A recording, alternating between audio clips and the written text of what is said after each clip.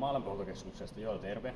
Ja nyt te katsottaisiin, miten esimerkiksi batteriverkostoissa esiintyvä magnetiitti käyttäytyy lämmitysjärjestelmässä ja miten sen saa sieltä pois. Eli meillä on tässä nyt tämmöinen hyvin yksinkertaistettu järjestelmä, eli kiertoesipumppu. Sitten täällä on lämmönjaon suodatin, semmoinen verkkosuodatin. Ja sitten tämä magneettisuodatin ilman sitä magnetiittia, eli nyt se magnetiitti kiertää siellä vapaasti siellä veden seassa. Ja tuolla on sitten sitä vettä, missä on sitä magnetiittia liuenneena. Joo.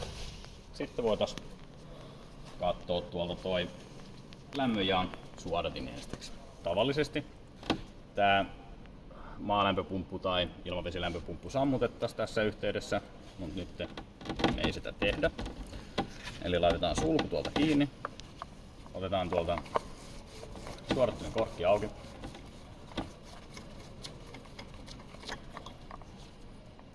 Ja suodatin lähtee ulos. Kas näin. Ja siinä nyt näkyy, että siellä vähän on, mutta ei mitään sen ihmeempää. Laitetaan toi tonne takaisin. Ja sitten avataan tämä magneettisuodatin ja näytetään, että siellä ei ole mitään.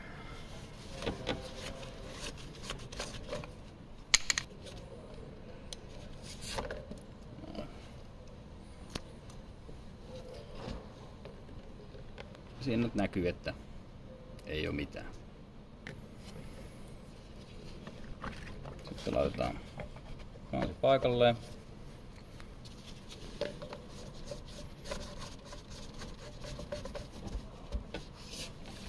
Avataan sulut.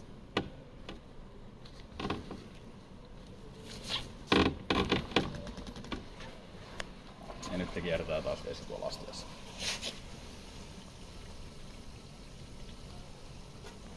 Sitten tää pistetään tänne magneettisauva paikalleen.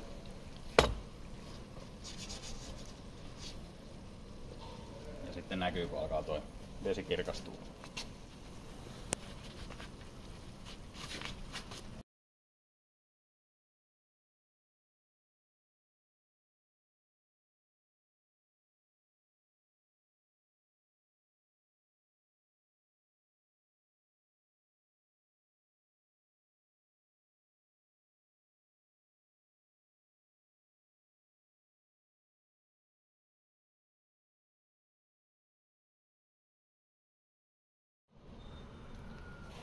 Joo. Ja sitten voitaisiin katsoa, mitä tuonne magneettisuodattimeen on oikein tullut.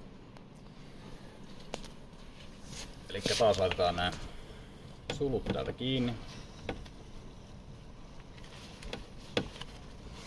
Kansi auki.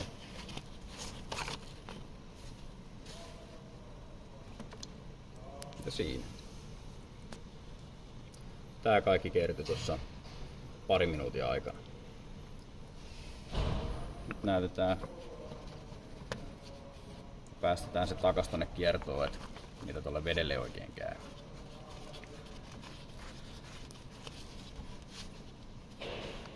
Eli meillä on siellä vielä se magneetti paikallaan. Nyt tästä irrotaan tämän magneetin. Ja nyt nostan magneetin pois.